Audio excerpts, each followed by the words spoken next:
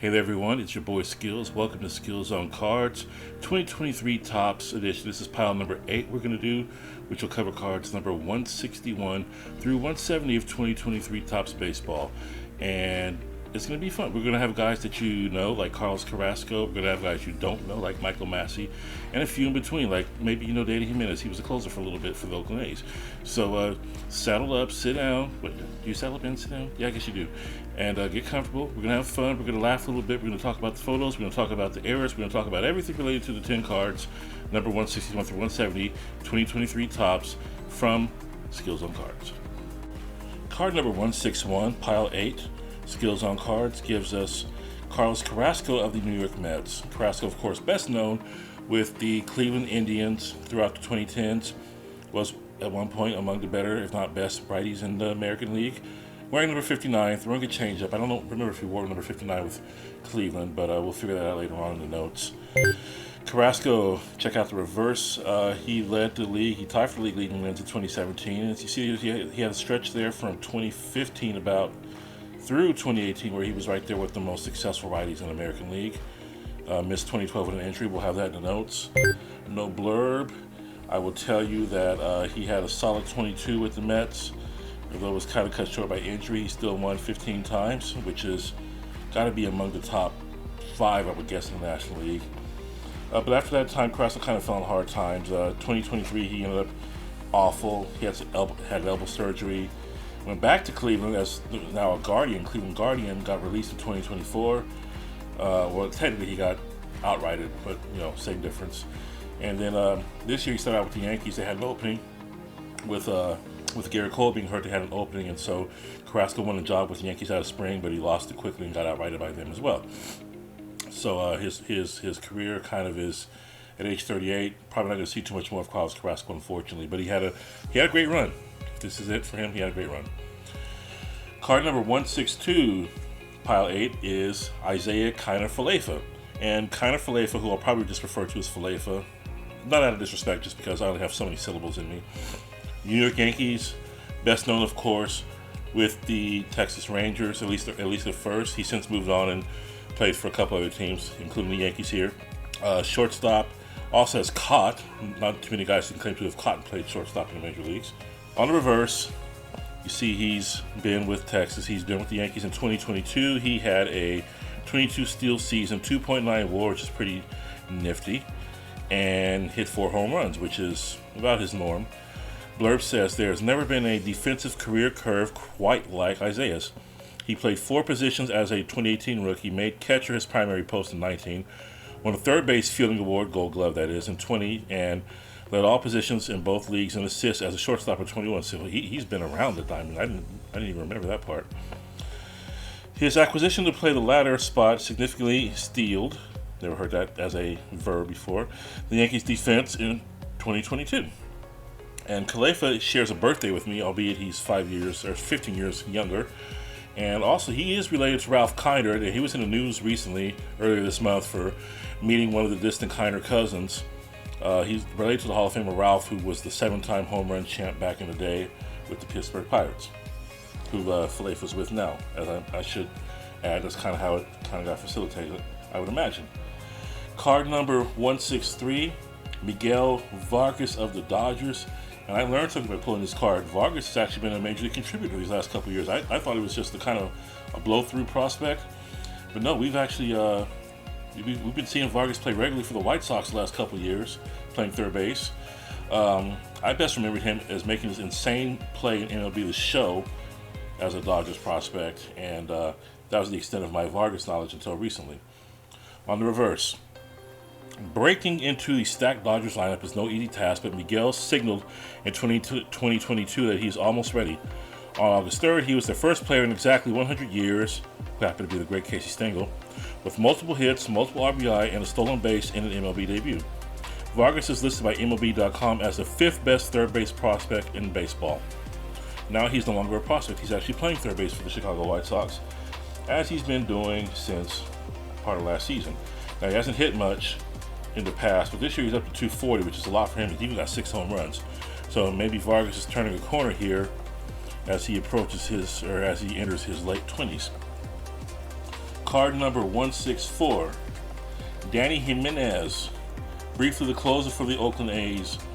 Also briefly a Giant, which I completely forgotten about. Big, wiry, lean guy wearing number 58, and pitching up against what looks to be almost like a TV graphic background in this card. Very interesting background. I can't even really describe that. But it's green, and he's pitching for the green and gold, so it works out. The 2022 Athletics uncovered a viable closer through minor league free agency. Danny, with his third organization, converted his first 10 save ops while throwing scoreless ball in each. He was on fire as closer for a minute there in 22. Then he got demoted, or then he got, actually no, he didn't get demoted. He got hurt. If I remember correctly, he had a shoulder strain. That's right. Then he came back with the 24 A's. Wasn't nearly as effective, and now he's in the independent league at last check. He was originally a Blue Jays prospect. Didn't really do anything there. He moved on to the Giants, and then now the A's, and now he's in the independent league. So Danny is 31 now, 31 and a half, and still has time to make it back to the majors should things break for him properly. Card number 165, Jeter Downs. And yes, he is named after Derek Jeter, who was at the height of his powers when Jeter Downs was born in the late 90s. And ironically, Jeter Downs made it to the major leagues with the Boston Red Sox. Derek Jeter, of course, was a New York Yankee. Jeter Downs has not really made much of an impact in the major leagues, in spite of his name, in spite of the steps his family took to get him to the major leagues, which is, you got to look that up. It's a whole other story. Originally a Reds farmhand, says the blurb, Jeter was involved in 2 high-profile trades before his 22 big league arrival. The latest brought him from the Dodgers to the Red Sox as part of the Mookie Betts blockbuster. I remember that. A versatile infielder with pop, he notched his first hit, RBI, and run against the Yankees on July 9th.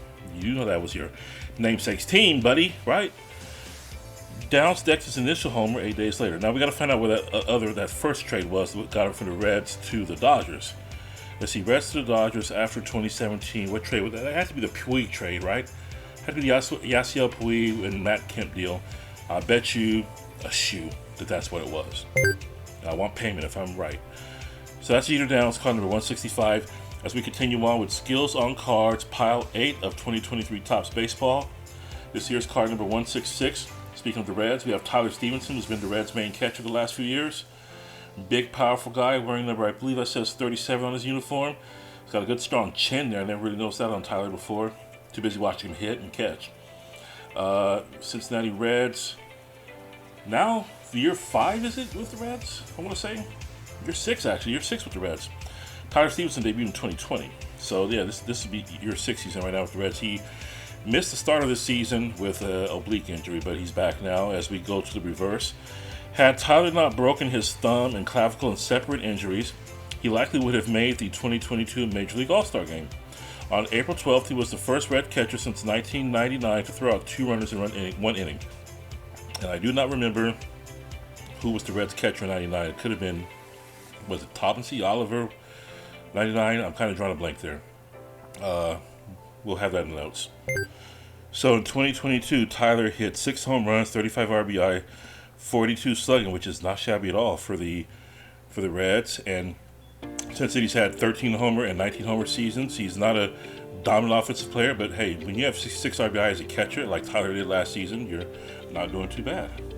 So that's card number 166, the Reds catcher Tyler Stevenson. 167 gives us the Royals' current second baseman, Michael Massey. Here he's just a rookie card. He's just a prospect, wearing number 19 for the Royals and looking very happy, almost in a creepy way for the Kansas City Royals on his Topps card here, which is obviously his first. Michael Massey in 2022 got a 52-game audition with KC, homered 4 times, and hit 243, which all things considered is not awful. After earning his initial call-up, before I go to the blurb, 21 home run season in the minors. Look at that. Not bad. After earning his initial call-up on July 15th and a second in early August, Michael hit safely in 10 of his first 12 games for the 2022 Royals. Rated as the 3rd best prospect in the organization by Baseball America, the University of Illinois product is an on-base machine with burgeoning power. Massey's home run total in 2021 led Quad Cities by 7. He was coming off a year where they did not play minor league baseball, so good for him. The last couple years, he's combined for 29 home runs and 100 RBI for the Royals, although so far this year he's hitting just 195. So Michael Massey, your Royals second baseman of the present, and looks like the foreseeable future. Card number 168 is the Atlanta Braves team card. And who can I identify here? I think I see Marcelo Ozuna on the far right. I think I see Oswaldo Arcia. Is that on the far left, number 11? And I'm guessing Acuna's somewhere in there. I'm not really clear on the faces I'm seeing here. But they're having a good time, whatever's going on. I don't think they're playing dice. So it looks like they just won an important game. Good for the Braves. They've been winning a lot here lately in 2025. We've got to give them that after a very slow start. But going back to 2022, 101 wins against 61 losses. First in the National League East. They had a 14-game win streak at one point. And their team leaders included Austin Riley in home runs, Matt Olson in RBI, Kyle Wright in wins. If I don't have the totals in front of me, I should have had those written down, but I did not. And the blurb has us as they had in 2021 World Series champions, the 2022 Braves saved their best for last. 10.5 games out of first place on June 1st, pretty much where they were at this season, close to it. They're heading there. They finished 78-34 to catch the Mets and claim the National League East division title for the 5th straight year. Atlanta ruled the NL long balls list with 243, as 9 different players clouded at least a dozen. The team won 24 of MLB victory leader Kyle Wright's 30 starts. So, that's basically what they're trying to tell you is the defending champion Braves in 22 got it going late, got it started late, and then turned it up, got on fire in mid-season. Just pretty much what they started this season, because this season here in 25, they started 5-13, and since then they have been, now they're 24-24, so you do the math, I forgot. Card number 169, 2023 Topps Baseball is Gabriel Moreno, best known as the Diamondbacks catcher, but here he's a Blue Jays up-and-coming youngster prospect. Where did I pull that out of? Wearing the sky blue that they used to wear it all the time in the 80s that have brought back in recent years. Gabriel Moreno at bat, rookie card, so you're seeing his first Topps card. Gabriel Moreno delivered a pair of 3-hit performances in his first 5 games with the 2022 Blue Jays, showing part of the reason he'd ascended to number 7 on MLB.com list of overall prospects. Now that's no small accomplishment. The rookie's defense is just as special. On his first 10 opportunities to throw out a base stealer at second, he averaged a 1.91 pop time, fifth best in baseball. And I remember when I first saw Moreno extensively, I believe it was in the 2023 season when he was in Arizona, because he went to Arizona, I believe, in the Teoscar Hernandez trade. I was kind of impressed with him, and I actually asked a friend of mine who lives in Arizona to tell me a little bit about Moreno, and he had good things to say as well. So Moreno looks like he's going to be in Arizona for the foreseeable future as their catcher. This season, he is off to a so-so start. Won a Gold Glove in 2023, so that they're on to something with his defense there. Talk about his D. Card number 170. Every couple years or so, you see the Pittsburgh Pirates with somebody's cast off who used to be a big-time prospect for a good team. Somebody like an Andy LaRoche or a Jeff Clement or a Travis Snyder. But here we got Michael Chavis, the former Red Sox prospect who moved on to Pittsburgh in a trade for someone. I got to find out who that was and put it in the notes. Chavis, with a very heavily tatted left arm, at least, went to Pittsburgh in the middle of the 2021 season and got extensive run in 2022. Hit 14 home runs in 401 at-bats, which is decent but not great for a third baseman, which is where he was mostly playing, I believe. Or first base. First base would be even worse. He's listed as a first baseman, but I remember he was a third baseman at one point, I thought. 229 batting average. The blurb: the Pirates were happy to roll out the dice on Michael, a former top 100 prospect they dealt for in 2021. He paid off with a 357 average in limited action that year and solid power in 22. On June 23rd versus the Cubs, Chavis hit a game-tying homer in the 8th inning. 2 frames later, he made a brilliant play to prevent a run preceding his own walk-off single. So that's a highlight reel for him there. He hits the home run in the 8th to tie the game, saves a run in extras, and then he walks the game off with a hit. So Michael Chavis showed some flashes of ability, clutch performance that year. Unfortunately, he moved on to Washington in 2023, was barely on the radar that year, 242 average. Then he spent all of last year, 24, in the minors between the White Sox and Mariners organizations. This year he's starting off with the Dodgers organization, the minors. And it's anybody's guess whether he's going to get another extended opportunity or not, but we're all wishing him the best. Hopefully things work out.